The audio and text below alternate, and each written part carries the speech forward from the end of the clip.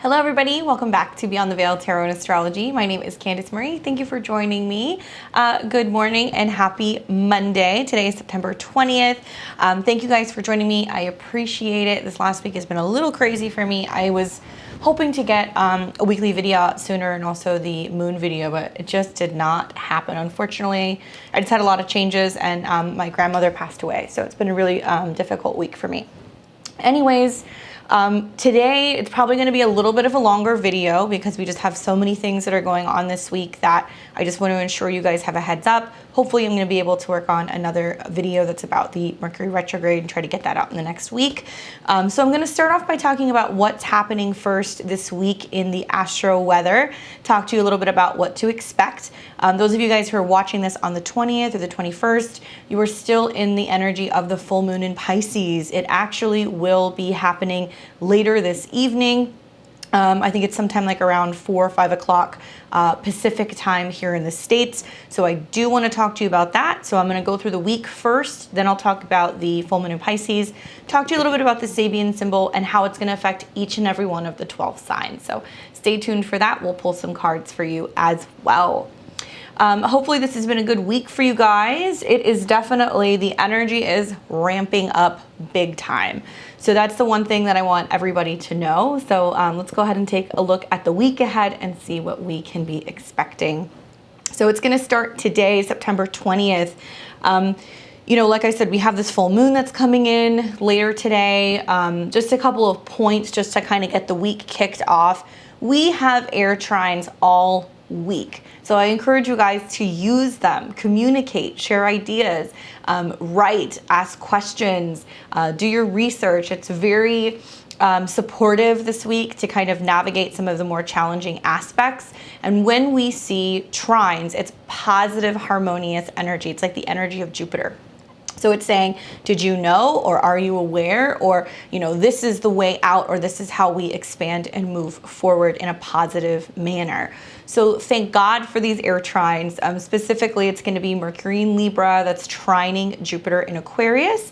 So it is about forward moving, making plans about the future, not just for where we're going in the next couple of weeks, but where we're going over the next 2 years. So these are sister signs, they work well together. And when we see anything in a trine to Saturn, we also have Mars that's in Libra right now. Not so easy having Mars in Libra. Obviously, Mars is not too thrilled to be in Venus's house, but certainly it does give us the opportunity to focus on moving forward and creating changes in our relationships. You guys are going to hear me use that word a lot in the next month, and that's because there's just so many planets in Libra. We've got the Equinox coming. There's a Mercury Retrograde in Libra, and it's this buildup of how we relate to other people and whether or not our priorities are in check. But Mars in Libra will be making trines to Saturn. So Mars is awesome. It's courage, it's passion. It gives us drive and momentum. And when it's in a trine to supportive Saturn, Saturn's saying, I will allow this to happen, or I'm giving you the energy to break through boundaries and really be passionate about something. And I will allow this to pass. So we have a lot of support both from Jupiter, which is the more expansive, kind of benefic in the skies, and Saturn, who gets a bad rap for being kind of the taskmaster and somebody who usually says no or not yet. So it's really helping us cut through some stuff this week that's about our collective future. So for that, I'm extremely optimistic and really excited. The energy ramps up big time and will continue into November of 2021. So things don't stop now. Basically, we're in this kind of like sweet spot right now before we get into October, where I see October through January as like a train that just does not slow down. It's just going to continue to build in momentum. As most of you guys know, 2021 is the year known as the Saturn-Uranus squares.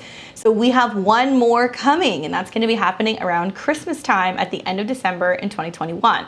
Now, when this happens, usually the third square is like the big surprise or the big reveal, and we're going to see what that big surprise is. And it'll also be in the midst of some other retrogrades and retrograde shadows. So my advice to you is don't overlook conflict in the next week. Straighten out issues as they happen, handle them head on. Otherwise, some of these things are going to come back to bite you in the ass and majorly snowball in December. Those of you guys who are like, what are you talking about? That's so cryptic. Specifically, Mercury in the later degrees of Libra is squaring off with Pluto in Capricorn. And I'll talk about what that means, but basically squares are forceful energies. They bring about conflict. There's fighting, right? It's kind of like a Mars energy. So when Mercury, the mind or the messenger, is squaring Pluto, it's conversations like, if this doesn't change, I'm leaving my job. If things don't get better for me, I'm changing my diet, or I'm getting a new doctor, or if I can't find that, we can find a common ground and go to couples therapy, then I want a divorce.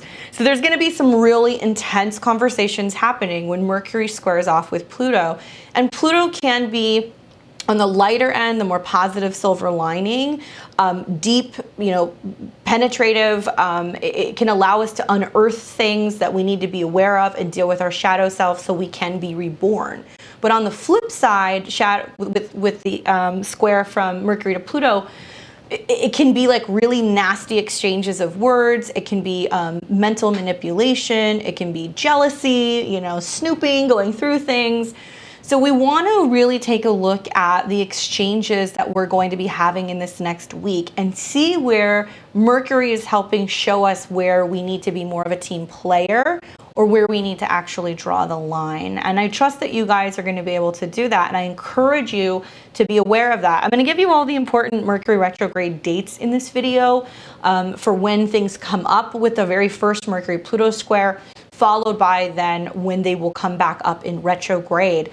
So during the retrograde, Mercury will, from our perspective, be going backwards, and it'll go backwards through the sky, through the degrees, which it already went through, and it will square Pluto several times.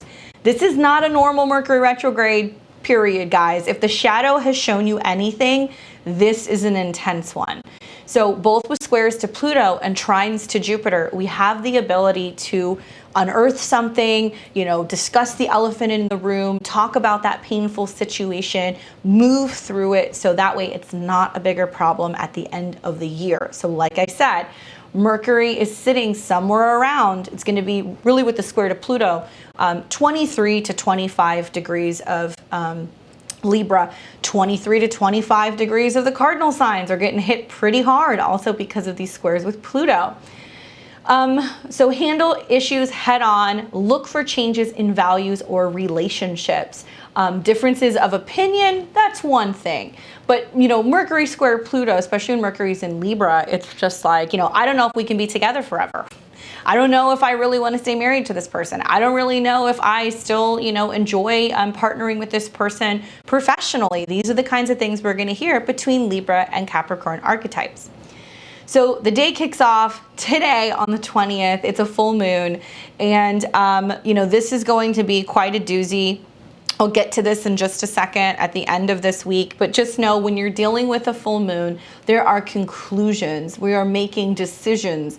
We are seeing something kind of come to light that has been building really for 6 months' time. So I want you to think back to what intentions you were setting during the new moon in Pisces that took place during Pisces season earlier this year. I can't remember if it was the end of February or the beginning of March, but you want to think about what you've been kind of working on and kind of setting intentions for since then. Pisces is a mutable water sign, meaning it is changeable, it's flexible, it's a double-bodied sign, so it can go two different directions. When you think about the fish, one is swimming upstream, one is swimming downstream. And water signs are super sensitive, emotional, intuitive, very receptive. And Pisces is the last sign of the zodiac. So it represents Neptune or the 12th house, and where everything goes to kind of like melt together. The 12th house on one hand can be our undoing, it can be our hidden enemies, it can be situations like isolation, separation. It represents the realms of those who are wanderers, those who are lost, prisons, mental institutions, all that Piscean stuff. But also I think of like monks and spiritualists and meditators and reflectors and people who are really deep into the psychic healing arts, or even people who are big into film or photography. So Neptune kind of has a really vast kind of reach across the board. But in the 12th house, this can be stuff that we don't see coming. So unless you're an Aries rising or an Aries placement, that will represent 12 houses for you. I'll talk about how it's going to affect each and every one of the 12 signs in just a minute. But yeah, this full moon is pretty intense. You know, as far as I'm concerned, it's really been building since about Saturday night, and it's really going to kick into overdrive this evening. So as you're watching this, you're probably already feeling it. But really the next 2 days get extremely, extremely active. So let's go to the 21st of the month. And on the 21st, the moon in Aries, okay? So coming off the heels of the full moon, boom, the moon goes into Aries. And I certainly feel that shift. Maybe it's because I'm an Aries moon, but moving from the Neptune kind of Pisces, you know, mansions into Aries and the territory of Mars is very quick moving, very passionate, a little heated, and it immediately comes into a conjunction with Chiron. So Chiron and Aries, we've talked about this in previous videos. It's helping us unearth our own personal wounds and reflecting on what's going on with us and what we need to heal within us. Now, Aries can be focusing on the physical body or just taking responsibility for something that we need to heal. So when it is, you know, affected by transiting planets like the moon is going to bring up these kind of like wounds that are being, you know, shown to us. It's ripping off the band-aid, so to say. This one's particularly intense because not only does it conjunct Chiron, but it's coming into friction with other planets. So Mars in Libra stands in opposition to this transit. So, you know, Mars moon opposition makes me feel like we're moving into action. We're going on something. We're saying we're going to do it now. It's going to happen now. How appropriate, right? When we have a full moon that's in the later degrees of Pisces and something's wrapping up and then suddenly it's like we have to hit the ground running Tuesday morning. So you may feel that very quickly. We may be coming off the heels of an ending or a release, an emotional release. I can't tell you how many people I've heard from the last 48 hours who are like, dude, what is going on with this moon? This is insane. Like a lot of people calling me, texting me, telling me that they're having friends that are having freakouts, people who are crying, people who are acting a little out there. Because this later degrees of Pisces is kind of like the meltdown that happens if you don't know how to properly handle it and stay in your own emotional or spiritual lane. And we'll talk about that. But Moon-Mars opposition makes me feel like people can be a little aggressive and there can be definitely some friction. Equally, it's kind of like the territory and the setup for an argument, a fight, a conflict. This same day, we also see that Mercury is getting ready to enter 24 degrees of Libra. So this is the very beginning of the square between Mercury and Pluto and the setup for some really intense exchanges.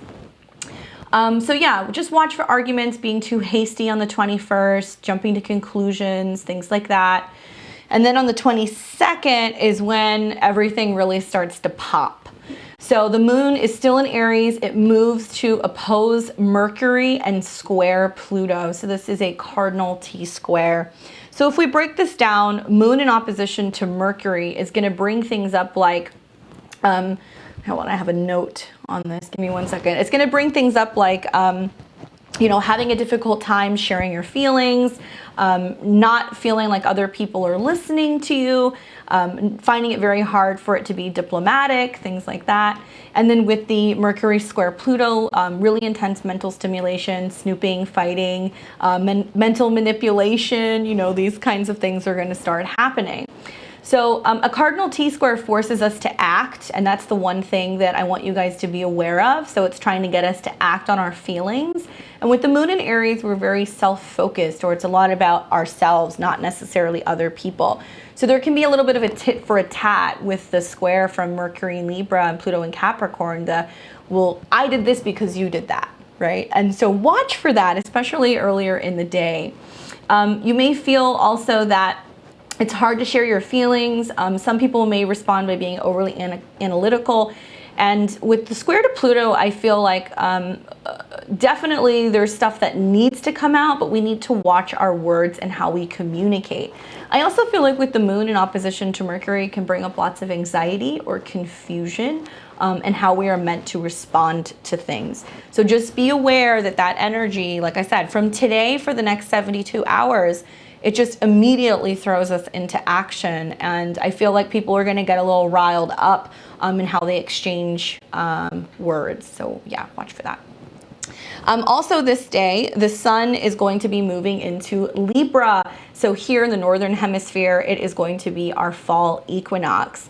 This is a time of balance between the light and the dark, and how appropriate for Libra, showing the balance between the two. We are now in preparation of going towards the second half of our year here in the Northern Hemisphere and moving towards what will eventually be the winter solstice. So this is the time where there's the most balance between the sun and the moon and the light, and we start seeing the theme of partnership and balance and harmony brought about. Generally, an equinox like this is all about the merger and sweeter connections and sweeter relationships and getting along better with other people. But unfortunately, I don't really feel like that's what the energy feels like this week. Now, like I've said about Libra in the past, 7th house isn't all rainbows and butterflies and marriage ceremonies and soul partners. Sometimes 7th house represents open enemies and the need to have open conflict and to hash things out. Let me tell you guys, I really think that's what this equinox is going to be about. And like I said, you know, this 72-hour period shows us exactly where we're taking action. Many clients and friends of mine have been telling me that this last week they have felt like they're just, you know, sorting and sifting and just cutting people out of their life like left and right, and relationships that they can't maintain, situationships that have gone on for a very long time, you know, them kind of being in limbo with certain friendships and kind of reevaluating and asking if it's still in alignment. So I'm guessing there's still a lot of this that's going to be going on this week. At this time also, Mercury is slowing down. He's forming his first square with Pluto in Capricorn. So like I said, for the next 48 hours from, you know, Tuesday through Friday, really watch your words, become aware of what you're dealing with also during this Mercury retrograde period. So, you know, I personally think probably from Wednesday to about Friday, you will figure out what the Mercury retrograde is for you, like what the lesson is, what the theme is, because, you know, when Mercury slows down and begins to station, Mercury will station at 25 and then it will hang out at 24 for an extended period of time. It's already happening. So it'll be several days of this tension in the skies that's brought up primarily because of the moon moving into Aries, showing us where we have a bit of a problem or a conflict. So you'll be aware of what your Mercury retrograde lesson is going to be. Watch for intense mental stimulation, snooping, fighting, you know, all of those Plutonian things. Then on the 23rd, we have Venus in Scorpio moving into opposition with Uranus in Taurus. So Uranus and Taurus, electrifying, sudden upsets, whether it's in values, money, relationships. You know, the Taurus energy of Venus is more mine, me, what I need. And then Venus in Scorpio, deep, passionate, sexy, but a little jealous, a little possessive. You've got, you know, Venus that's moving through a Mars or a Pluto sign. Thankfully, Mars and Venus are in mutual reception. And I think I spoke about this in my last video where, you know, Mars is in a Libra sign and Venus is in a Mars sign. So they're kind of like having a conversation with each other and looking at each other going like, okay, you know, I see you. They see each other, but they're not exactly comfortable. So on the 23rd is when I think that we're going to start to see something crack. And part of that is because the Venus-Uranus opposition, which is shakeups in relationships, you know, feast or famine in the financial or in the love department. In the sign of Scorpio, it does involve themes like passion, fear, and rebirth, but also sudden surprises because of the opposition to Uranus and Taurus. So this could be the day where it's like the check comes in the mail and, you know, you got paid for something that you've been waiting for and it just suddenly shows up unexpectedly and there's a bonus. equally, it could be a situation where, you get something in the mail from, a tax collector or somebody who goes, hey, by the way, you underpaid this, you need to pay this bill. Be aware of financial transactions, especially of the digital kind this day. Keep an eye on your settings and everything that you have for your trading platforms, especially if you're in doing any trading online, or you're doing any kind of like digital currency stuff. You might see some wild headlines coming from this Uranus-Venus opposition. I'm expecting even in the next day on the 24th, when the moon comes into a conjunction with Uranus and it's still in opposition to Venus and it squares Jupiter, that some people might have quite a nice little payoff that comes out overnight. So make sure you definitely have all those levels and everything set if you're somebody who is wanting to buy something or you're anticipating that there is going to be a rise or a fall. These are the days to watch for. Then on the so that was the 24th, the Moon Uranus conjunction. So that's really all that's going on that day. There's nothing else that's too crazy. I mean, we do have Mars that is building into the square with the trine with Saturn. So I think that's going to be more so on the 25th. Yeah. So then on the 25th of the month, Mars in Libra, trine Saturn in Aquarius. Be brave. Work with the energy of Mars and the discipline of Saturn. This is to assist us in breaking through past limitations, achieving our goals, being passionate, working with other people. Mars in Libra, like I said, it's not comfortable, but it does give us the incentive to want to go and find the right person to partner with as it trines Saturn. So you might find yourself in a situation where you're like, oh my gosh, I need help. I reach out to a friend and they're like, oh, I have just the person for you. You have to take action. You have to actually reach out to people with Mars. And equally in an air sign, you got to make that phone call, send that email. You have to be building on something. So work with those two energies on the 25th. It's not often that we see Mars and Saturn in a harmonious aspect, alongside also other trines between Mercury and Jupiter.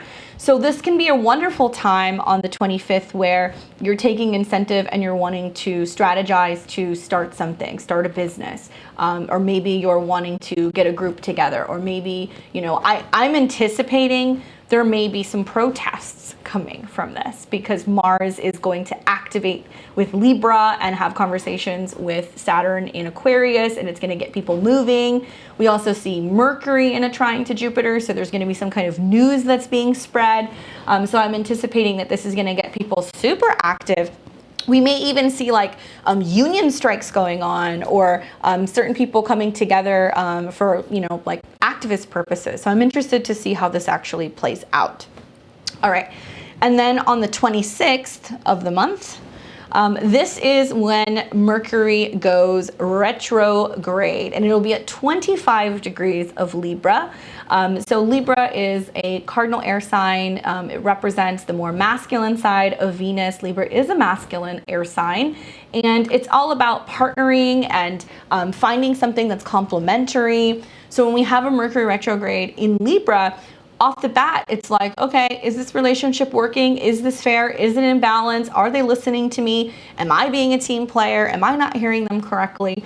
So it's a lot of combining Mercury's sharing of information with Libra.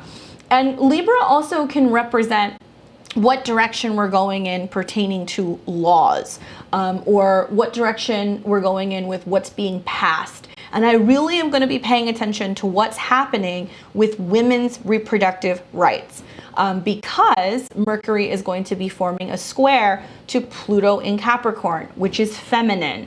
So I think this is the very beginning of the setup, pretty much from about the end of September through January, of when we're going to see if some of these rules or regulations are going to be upheld, if they are going to be challenged. I've said this, I think, on my podcast. Do not underestimate Venus in Scorpio, with Venus now in a Mars-Pluto sign, rubbing up against and creating oppositions to Uranus.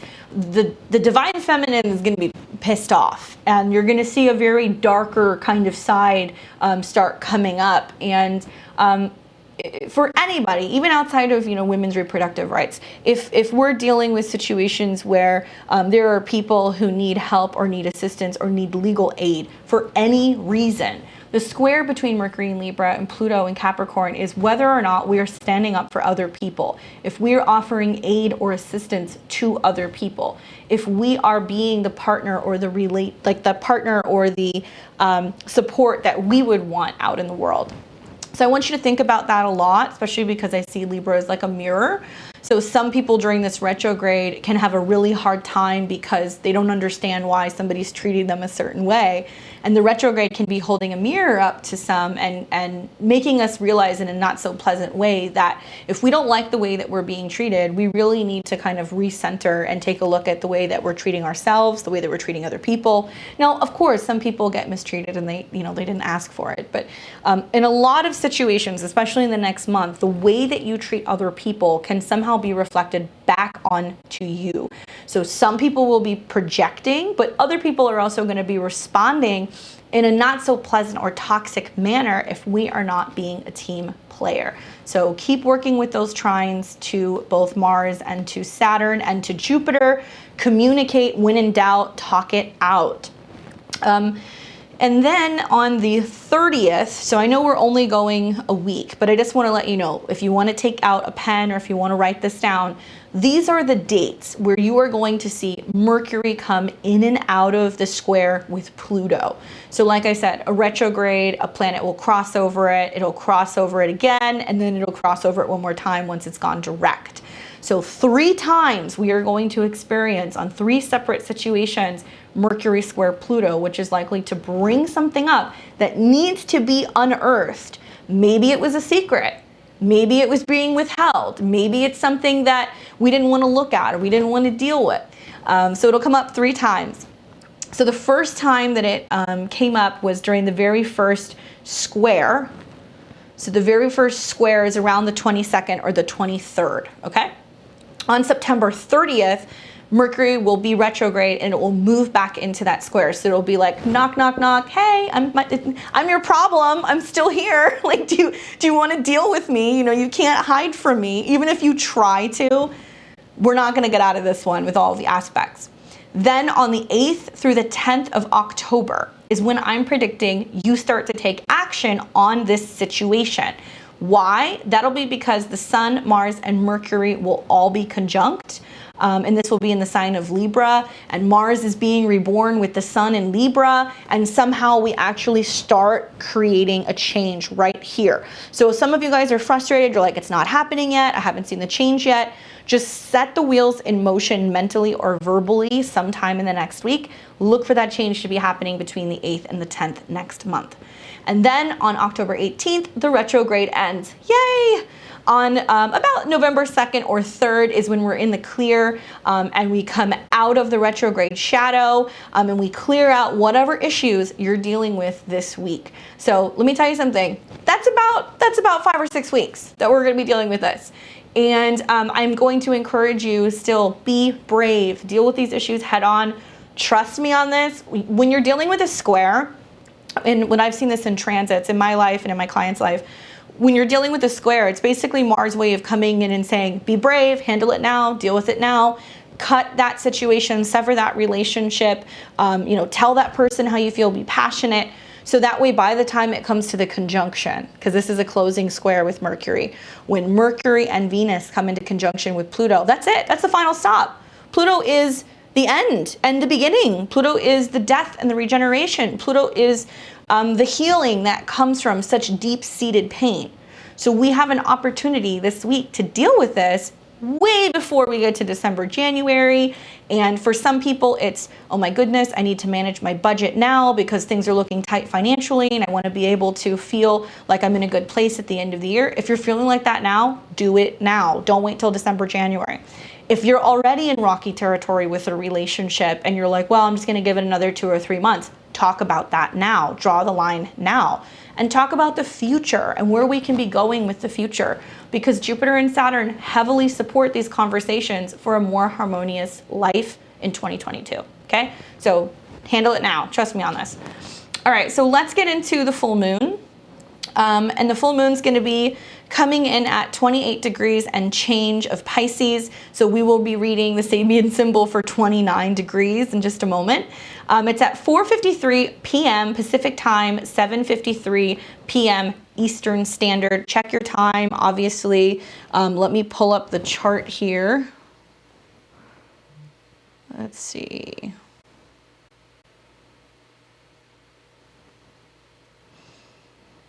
And 53.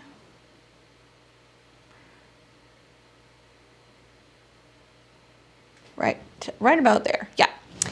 So Neptune is the ruler of this moon.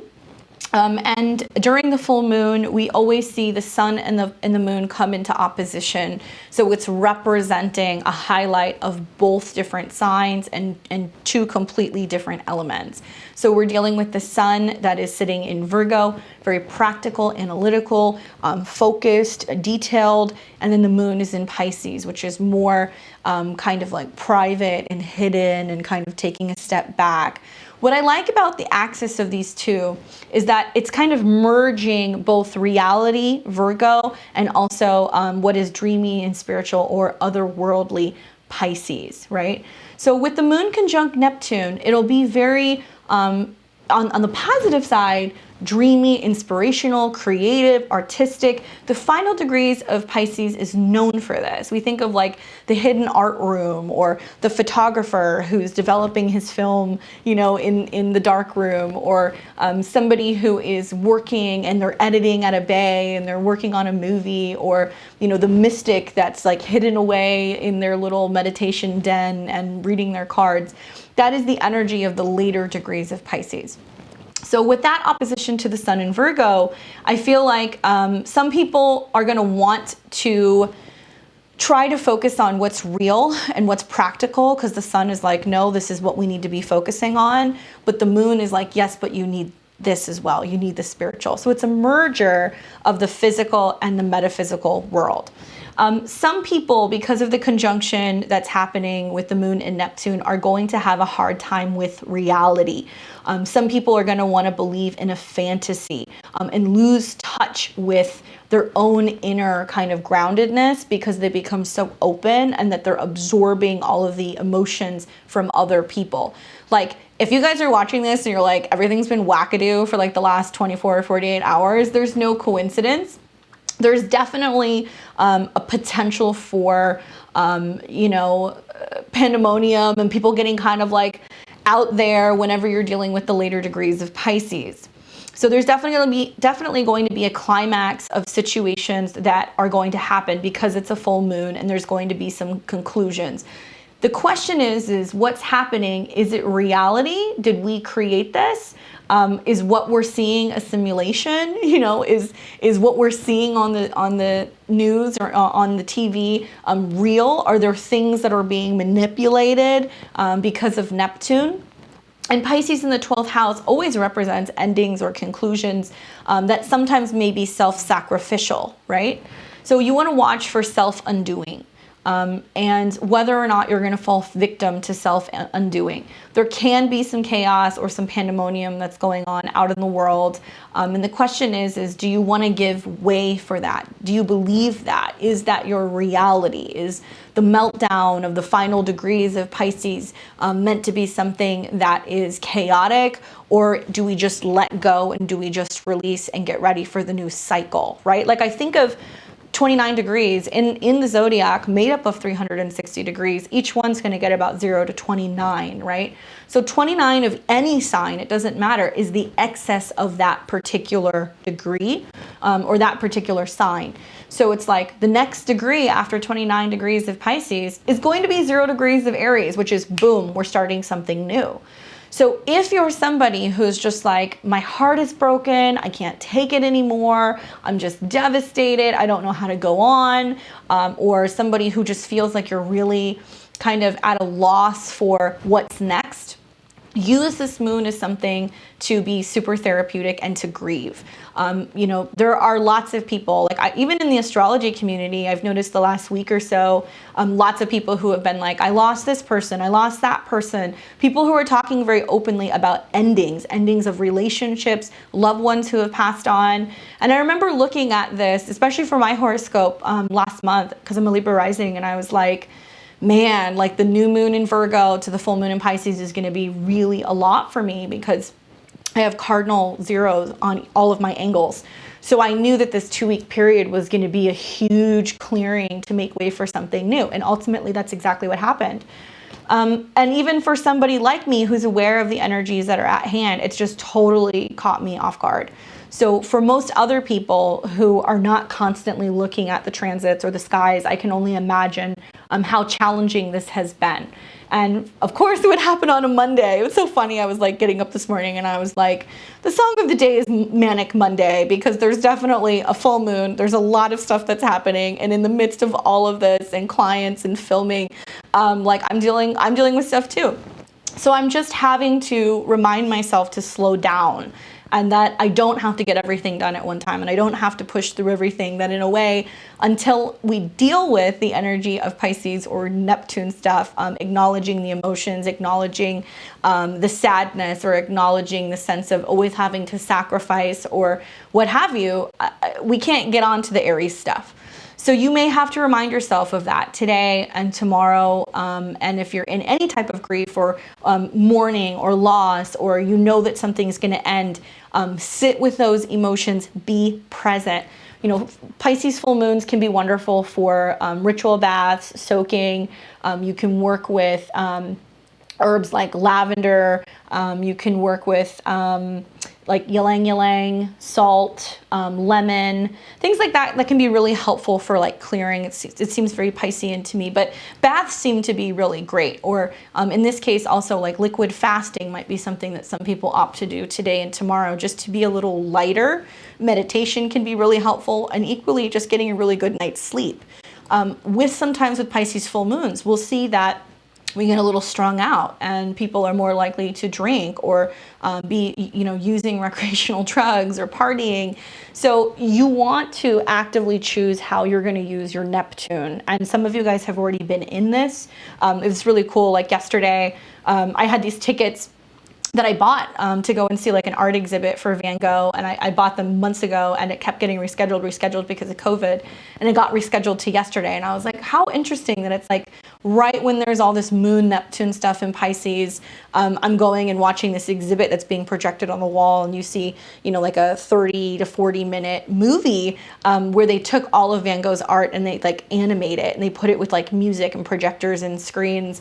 And I was sitting there and I was like, I'm really glad I'm doing this, other than sitting at home and just like drinking a bottle of wine and crying, because it's kind of the week that I've had. But I think that if you guys are choosing, whether it was yesterday or today or tomorrow, to do something, you want to use the energy in a way where it's going to be productive or spiritual. If you want to do a cleanse, if you want to focus on meditating, if you want to be painting, if you want to be rearranging all of your metaphysical things, like take time to be alone at some point and see what your energy is like away from other people, away from the masses, away from the crowds. Like, not a time to be like, I'm gonna go and hang out at a bar, because it might get kind of crazy. Full moons in Pisces usually do during that time.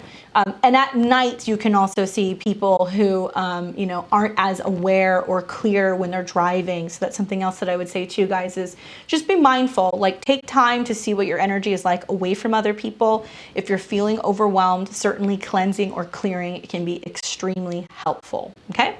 Look for, because this is Pisces and Virgo, it's mixing the emotions of earth and water.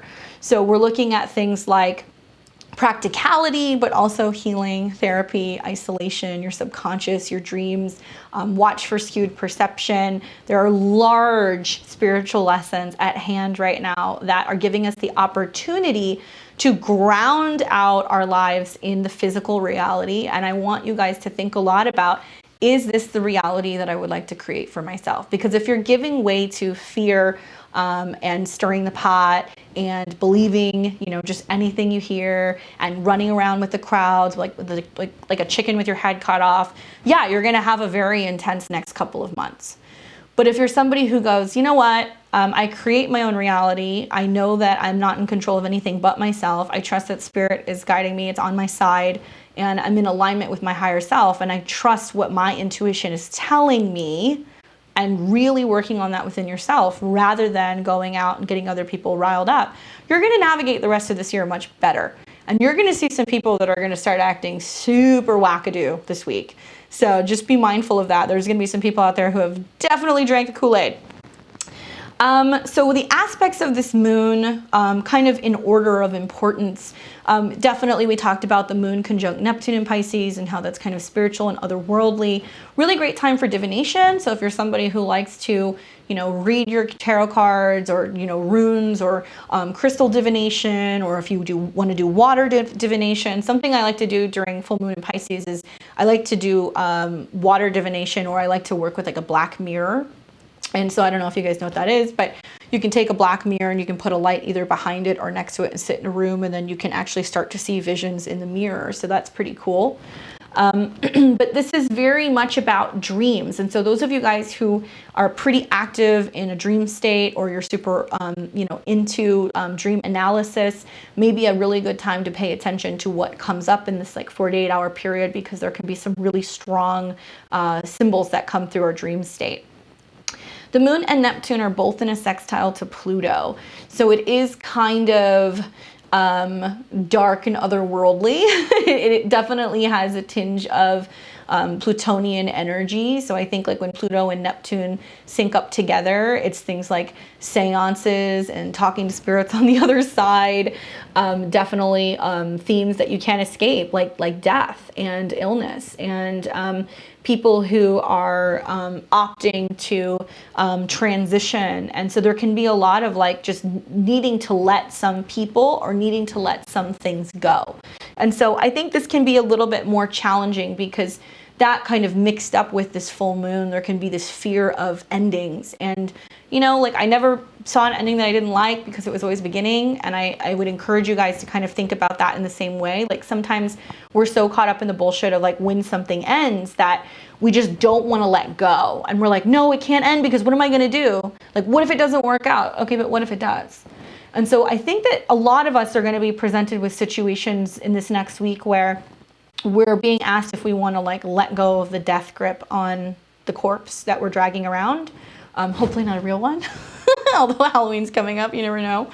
I also can't help but think about this is going to unearth secrets and things that maybe we knew were there all along, and now they're really finally starting to kind of like the facts are starting to show up and present themselves. Neptune during this time period is also retrograde. And so I feel like Neptune is one of those planets that when it is retrograde, it's much deeper, it's much more personal, it's much more internal, it's much more spiritual. We may find that we have trouble comprehending or understanding what we're hearing, but we know what we're feeling. And so when you get thrown off by this moon and you feel kind of like all over the place and kind of freaked out by news that you're hearing, or, you know, if they're ramping up stuff like freaking people out about the pandemic, you need to take a step back and ask yourself, do I believe this? Okay, all right, maybe not. Okay, so I'm going to stay in my spiritual lane, and I'm not going to allow other people to kind of affect that. Really tune in with yourself. All the more reason to take time to be alone during this moon. Like I said, the moon's going to oppose Mars shortly after the full moon. It's going to kick us into action. The moon is technically in a dirty trine to the south node in Sag, so it's within a couple degrees. And it's also then sextile the north node in Gemini. So when you have the moon trine the south node, it's saying, yes, I'm signing off and giving you the okay on releasing this. Like, we're going to let this go. And with the trine to the north node in Gemini, which, by the way, is also trining Mars, and as is the full moon, it's like some momentum that's pushing us forward towards our destiny. Like the North Node in Gemini is the conversations we have, the trips we go on, the cars we buy, the books we write, the lessons we learn. And there's some need to really communicate, okay, I'm done. Like this is such a good moon to just really like wrap something up, trust me. The Sun in Virgo is in a trine to Pluto in Capricorn still. Within a couple degrees. So that is very powerful. I have felt that even in the midst of like the last week, the Sun trine Pluto to me seems very much like now physically going through the motions of seeing something leave, seeing something leave our life. Sun trine Pluto can also be an opportunity to see a rebirth within our ego, a rebirth within how we move around the world, how we interact with other people, how we carry or wield our personal power, and that the power really stands within, analysis, being able to be self-aware, Virgo, being able to deal with crisis, Virgo, being able to heal something or live a healthier life, Virgo. Then we have the, like I said, Mercury in Libra, in the hard aspects to Pluto. So we talked about that a little bit. And we've got the Mercury in the shadow period. So it's going to kind of unearth some things that are going to come up for a period of time. And Venus in Scorpio is in opposition to Uranus within a couple of degrees, and it's still square Saturn. So it's bringing up those themes that we saw, in August, and also we saw in May, where we had the fixed T-squares. So Venus square Saturn is like a speed bump. It's like a slowdown, not feeling totally thrilled about a financial situation or a relationship situation. I could see with Venus square Saturn, like lots of challenges with females and their friendships. And then we've also got an opposition to Uranus. So changes in friends, relationships, finances, values, all of these things are a part of the full moon. And that's pretty much everything for the full moon. Hopefully, that's helpful for you guys. You'll have to leave me a message below. Leave me a comment. Let me know how it plays out for you. Like I said, mine's been all of the above. I've been dealing with all of those things. But that's the life of a Scorpio. All right, so let me read to you from my handy dandy book, Sabian Symbols, A Screen of Prophecy. So this is what I like to talk to you guys about. It's kind of, like I said, I've seen it literally play out in my life and in the life of my clients when I talk to them about the particular degrees, both in cycles and in transits, but also in their natal aspects. So this is basically predictions or prophecies based off of each individual degree. So Pisces 29, a prism, validation. The theme is analysis. The symbol speaks to the delicate interplay between the two parts of a whole thing.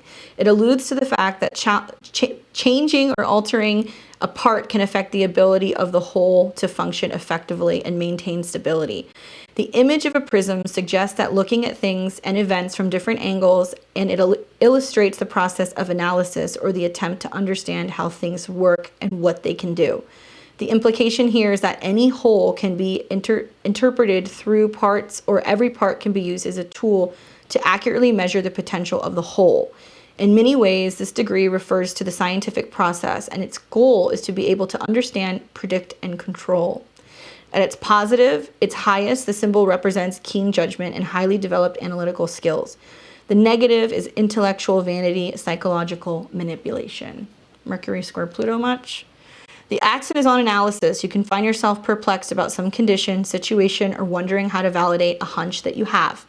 Your greatest advantage lies in being objective and using your reason. Break things down into small parts that are easy to analyze. Look at how each thing affects the other and how all parts reflect the whole. Pay attention to detail. So stepping stones words would be analysis, measurement, validation, confirmation, intelligence, vision, certification. How all parts affect the whole. So Pisces is everything. It's how everything is connected.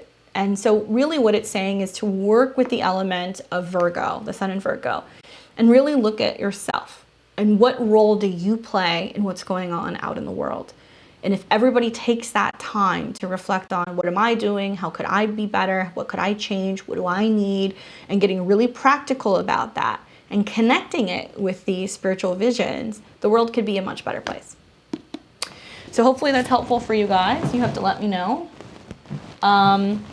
Let's get into, for you, talking about how this is going to affect each of the 12 signs.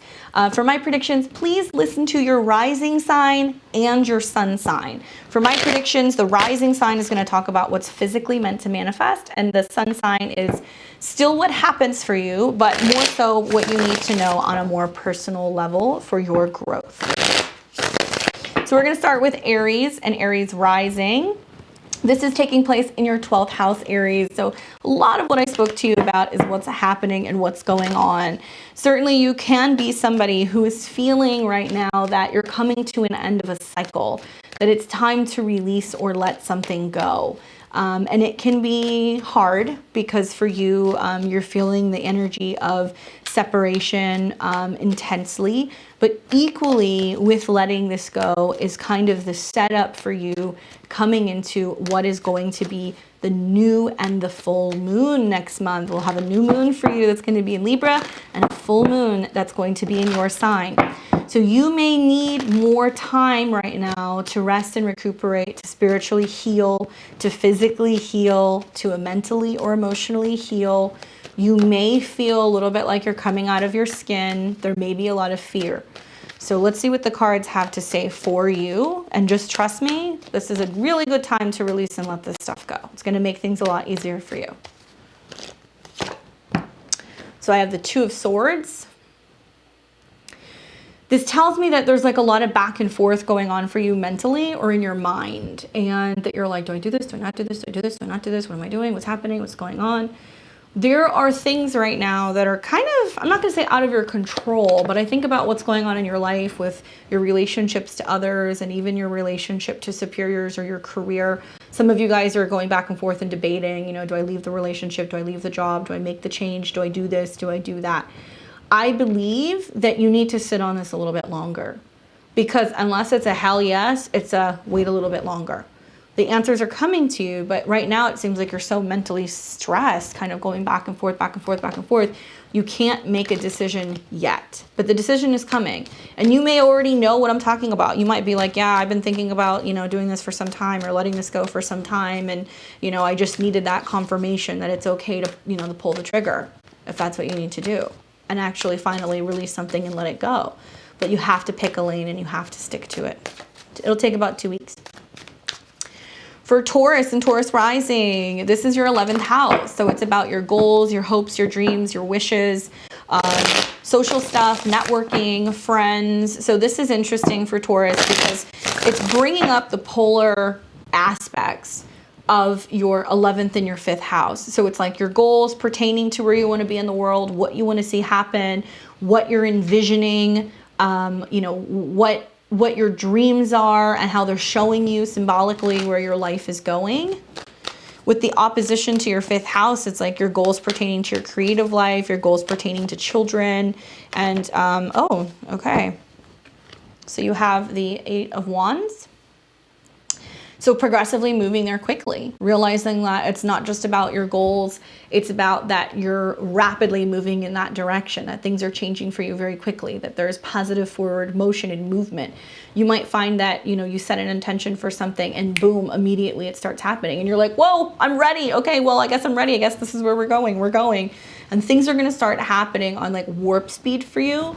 I also feel like a lot of this deals with your perspective, like whether or not you're actually open, because this is a card that says once your energy channels are all in alignment and you're like, yes, I'm ready to let that happen. It's like kind of like lighting a match. It's just going to take off and it's going to go.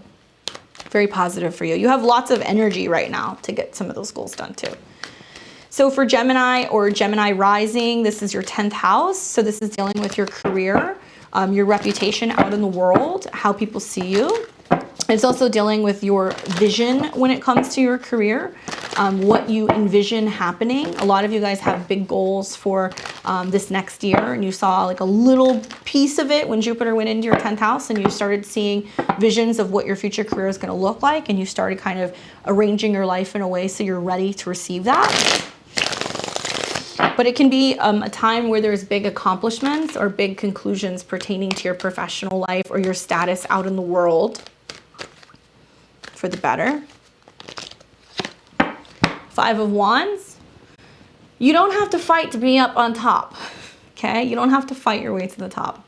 What you're going to learn about this full moon is that there's really no need to feel like there's competition, or that you need to be aggressive, or that you need to be intimidating. Like, there's no need for that. Like, a lot of this is like, lay your weapons down. And I feel like there is going to be conflict. Like, somebody may challenge your status in the world, or somebody may try to check you, but you don't want to fight fire with fire. This is also saying that whatever is playing out or coming up for you, also a lot of it is about what you're working towards, because this is a card that's, you know, that is followed by the 6 of Wands, which is about victory. So what are you working towards? What are you fighting for? Are you trying to get that top position? Are you, you know, trying to get hired? Are you trying to get the job across the country? Something about this card tells me it's worth fighting for, but you don't need to fight in an aggressive manner. You don't need to be intimidating. Let that go. All right, so for Cancer and Cancer rising, this is your 9th house. So this deals specifically with the higher mind, philosophy, luck, travel, specifically foreign travel or faraway places, higher education, your belief system in the 9th house. So what does Cancer need to know about this full moon? It's a sister sign for you, so it should be rather lovely, actually, especially with Venus that's going through your 5th house. So you might be learning something about how your hobbies can certainly give you some kind of global influence. You might be trying to plan a trip, you know, to a faraway place. You may be completing a program. It might be something pertaining to your children, or a true love and traveling with them, or arranging education maybe for a kid. I could see that as well. 2 of Coins. So that tells me, like, it's a balancing act right now. It's, you know, weighing out your options, where the 2 of Swords was more mentally kind of perplexed. This is like, I'm trying to do both. So this makes me feel like, okay, you know, can I squeeze in the finishing of my, you know, my schooling and also a trip? You know, can I do both? You may feel like your hands are a bit full right now, and that there's a lot going on where it's really difficult for you to juggle everything. Equally, this can be talking about something financially, that you kind of feel like a bit financially strapped, and you're trying to determine if you can actually pull something off. Slow down. Don't take on too much, especially if things get really overwhelming. Realize that there is potential here for you to do 2 different things, but the question is, are you doing it well? Are you balancing this well? Does it make sense for you to be doing both? Okay. Pay attention for what's going on for you, Cancer, as well. You got some really heavy energy that's happening in your 4th and in your 7th house, and you may be super consumed with yourself, but you've got relationships and family or partners that are pulling you in other directions, that are like, hey, we need you over here. Like, we need to deal with this first before we deal with that. So try to rein it in a little bit and realize that there are other people who are going to be telling you they need you as well. All right, so now we've got Leo and Leo rising. This is your 8th house. This can be one that's deeply transformative. It can be one that has you aware that you need to, like, sever or detox or clear or let things go, dealing with joint resources, finances, paying things off, budgeting, stuff like that can be coming up for you, Leo. Sexual healing. And actually, it can be talking about dealing with a loss. It can. Doesn't mean it will, but it can. And I get the 8 of Cups. It means it's time to go. Whether this is you leaving somebody, you leaving an old pattern, an old financial pattern, an old fear, an old relationship, an old outdated way of being, you are walking away. You're like, I can't go back here anymore. I'm done.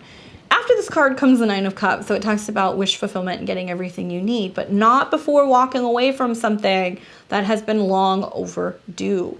This is a card that talks about actual voyages too. So you may have to like physically go somewhere and tie something up, you know, close something out, wrap something up. And it may also be talking about walking away from something that emotionally has not been fulfilling. But the good news is that it is about walking away. There's also a full moon that you see in the background. So it's saying like, what a better time to close all of this stuff out than when it's being fully illuminated and showing you, hey, this is an old fear, this is an old pattern, this is an old way of being, it's time to go. Hopefully that's helpful for you. Definitely full moons in the 8th can be a little tricky. For Virgos and Virgo risings, this is your 7th house of relationships. Big themes revolving around relationships for you right now, Virgo and Virgo rising. If you are somebody who has been in and out of a relationship, this can be a defining moment with whether or not you're going to make it or break it. If you have been in a situation where you have been hoping to go to the next step in a relationship, this is likely going to be the time where you're going to find out if you guys are going to do that. If you are somebody who has been seeking closure and dealing with a heartbreak because you've had a hard time letting somebody or something go, this may happen. And it may happen in a way that's just very peaceful and it brings you a lot of healing and it really allows you to detach. That can happen. This is going to be an intense one for Virgo and Virgo rising. Oh man, 2 of Coins again. Weighing your options. Do I stay or do I go? This card came out with another card. I don't even know what it is. Empress reversed. So it can be saying if you're a woman, you know, I don't know how I feel about this person. They're not making me feel important. They're not valuing me. They're not treating me like the Empress that I am. They're not giving me what I need. On the flip side, if you're a man watching this, it could be like, well, I don't know. She doesn't want what I want. She's not showing me love. She's not showing me affection. She's not there. It's not who I thought it was. Either way, it's kind of like disappointment. Okay. And one thing I would say to you is that if you are feeling this during the time of the new moon, taking the full moon, you can take a step back and see how this other person reacts and see if they show up and if they can balance bringing you into their world. But you can't settle.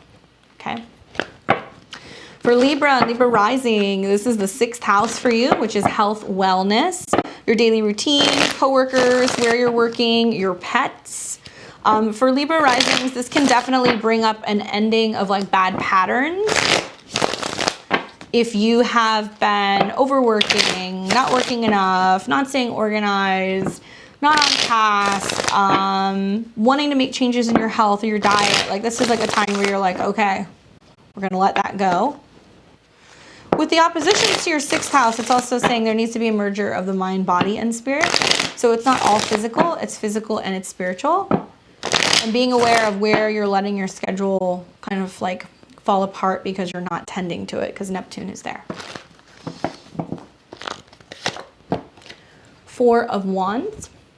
So it's saying celebrate the small accomplishments, the small victories. Give yourself credit for what you have been able to do. Give yourself credit for what you have managed to do. There seems to be harmonious things coming. There seems to be celebrations coming. To me, it seems like, you know, it's kind of funny because this is a card that's like going to a wedding or going to a get-together, or going to a party. And really what it's saying is like, have you also been making time for fun, right? And is this something that you also need to be bringing more so into your life, joy into your life, right? Celebrations, but giving yourself a pat on the back for the things that you have done right, rather than kind of spiraling and going like, these are all the things that haven't gone right. Like I'm messing this, and this up. You have to give yourself credit where credit is due. All right, so for Scorpio and Scorpio rising, this is a full moon taking place in your 5th house of true love, romance, creativity, music, self-expression, children. For some Scorpios or Scorpio rising, you may be finding that you're falling in love or that you met somebody recently that makes your heart sing. Equally, with Venus in your 1st house making aspects to your 5th, you yourself may be more in alignment with expressing yourself better. You may be making changes to your appearance. You may be getting ready to introduce friends to a romantic partner. Those of you guys who are open to it or talking about it may find out that you're pregnant or that there is a new addition coming into your life. Knight of Wands.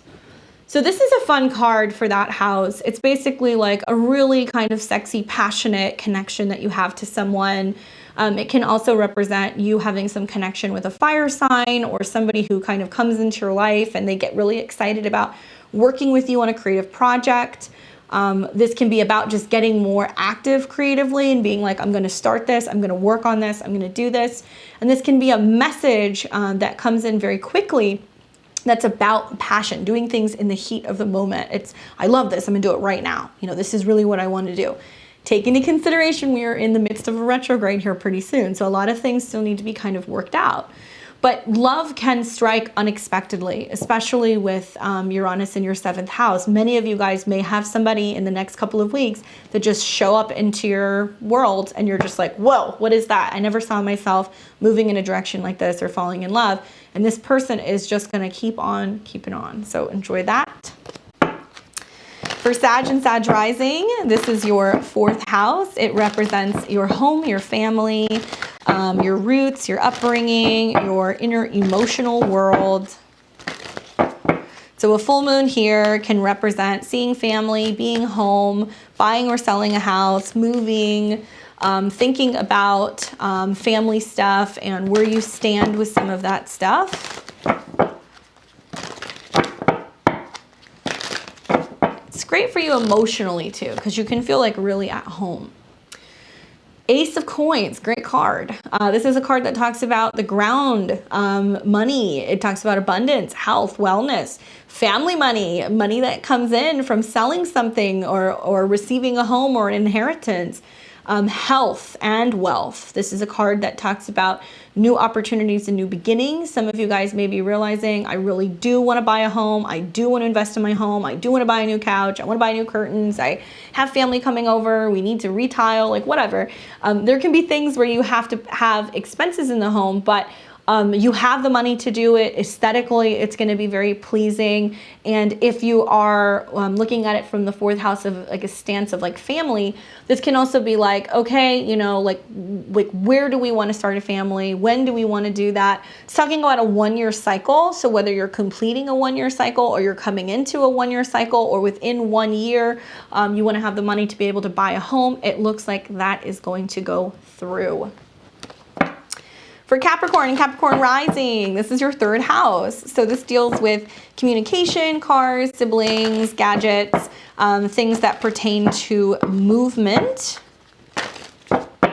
So for a full moon here, it's like maybe you're super active on your social media or you're building a network or you need to buy a car, which I hope you're not during this retrograde.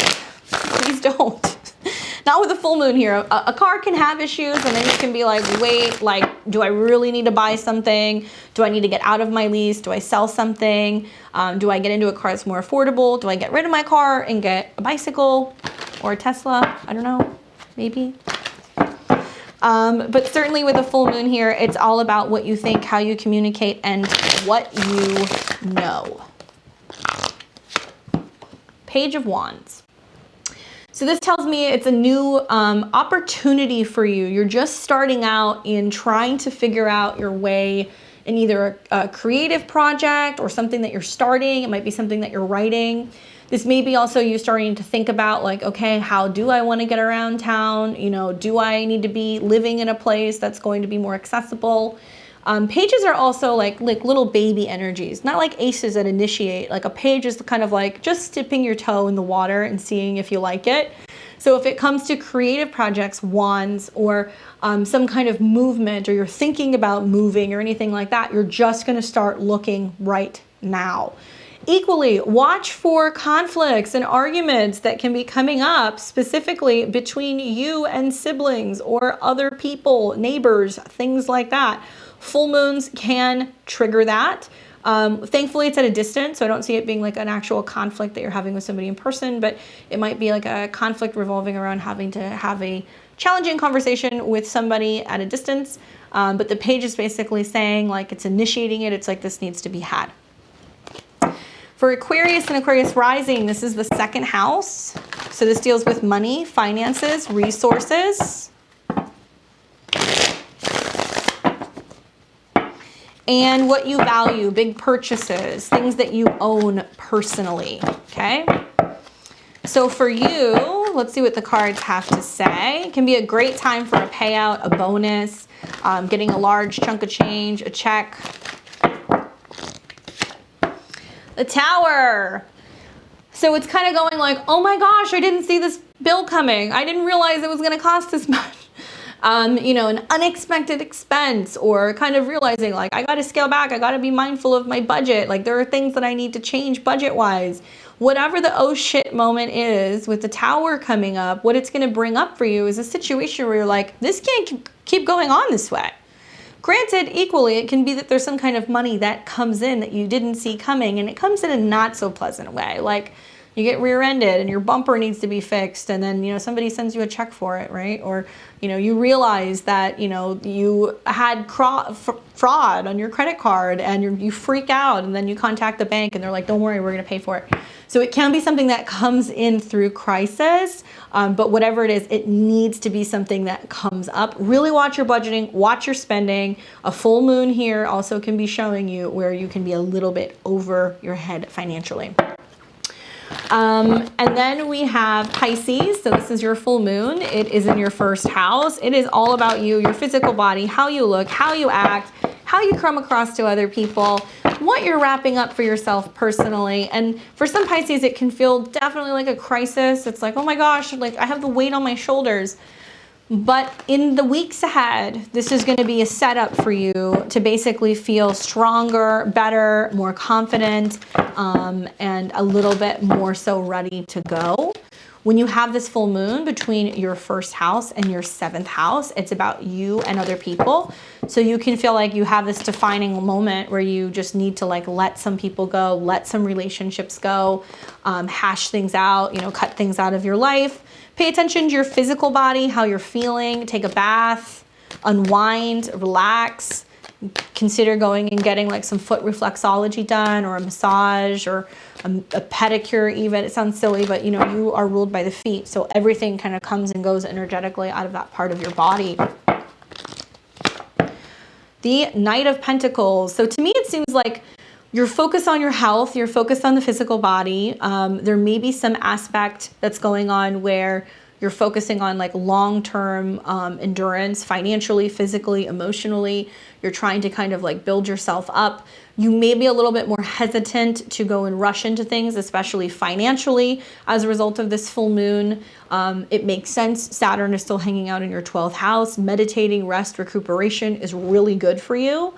I feel like also with these oppositions that you're coming into with Uranus and also with Venus, what it's going to start showing you is like that there does need to be some kind of shift or kind of some segue with your heart space, how your heart is feeling, what you believe in when it comes to love or money, and what you're willing to let go of, especially all the ways that things have not panned out recently, so you can have a more optimistic future.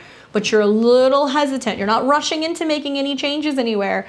You really want to focus on the energy within yourself and not allowing other people to affect your physical body or just your vibes. All right. So guys, hopefully this was helpful for you. I really appreciate you being patient and waiting for this video.